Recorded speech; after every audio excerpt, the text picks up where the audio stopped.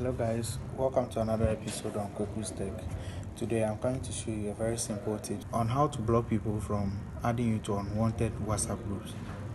Don't forget to subscribe, like and comment below. So this is how to block people from adding you to groups with the Android users. You click on the three dots, then you go to settings. From setting, you select account. Under account you see privacy. Select privacy, then you see groups. You select groups. When you go to groups, there are three options. It's either you allow everybody, you allow your contact, or you allow some specific people to add you to groups. So these are the options available.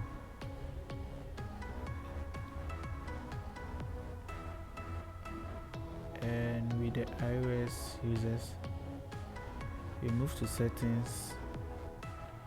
From settings, you go to account. From account, you choose privacy. From privacy, you choose groups. This is an option which you select from. It's also the same tree as the Android people. Select whether you want to add everybody, you want to add people on your contact, or you want to add some specific people who should be able to add you to groups. Thanks very much for watching this video.